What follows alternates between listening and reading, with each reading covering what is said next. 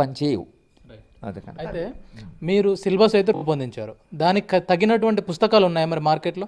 అంటే దానికి తగ్గట్టుగా ఏం చేశారంటే తెలుగు అకాడమీ వాళ్ళు పుస్తకాలు తయారు చేయించారు. ఇది అడపా సత్యనారాయణ ఎవరైతే ఈ సిలబస్ కమిటీలో ఉన్నాడో ఆయనే తెలంగాణ చరిత్ర విషయంలో దాని విషయంలో ఆయన చేత రాయించారు. తెలంగాణ ఆర్థిక శాస్త్రవేత్తల చేత రాయించారు. తెలుగు అకాడమీ ఏదైతుందో తెలంగాణ తెలుగు అకాడమీ వాళ్ళు ఆ ప్రయత్నం చేశారు. అలాగే ఓపెన్ యూనివర్సిటీ వాళ్ళు కూడా కొంత ప్రయత్నం చేశారు. పుస్తకాలు కూడా వచ్చాయి. అంటే మీకు తెలంగాణ మీద జయశంకర్ గారు రాసిన ఒక ప్రామాణికమైనటువంటి పుస్తకం ఉంది. తెలంగాణకు జరిగినట్టు తెలంగాణ అండ్ లెసన్స్ అని ఆయన పుస్తకం రాశాడు. వేరే వాళ్ళు కూడా అడపా కూడా తెలంగాణ హిస్టరీ మీద పుస్తకాలు రాశారు. అవి ప్రామాణికమైన గ్రంథాలు. కానీ పరీక్షకు తయారు కావడం కొరకని ప్రామాణిక గ్రంథాలు చదివితే చాలా మంచిది. కానీ వీళ్ళకంత ఒక్కోసారి అంత ఓపిక ఉండదు. కనుక వాళ్ళు ఏం చేస్తారంటే ఈ గైడ్స్ లాంటి మెటీరియల్ ఏదైతే వస్తుందో మార్కెట్లో దాని కొంటే సులభంగా పాస్ కావచ్చు అనుకుంటారు. కానీ గైడ్స్ చదవడం వల్ల నష్టం ఏంటంటే ప్రశ్న కొంచెము సంక్లిష్టంగా ఉంటే జవాబు చెప్పలేరు.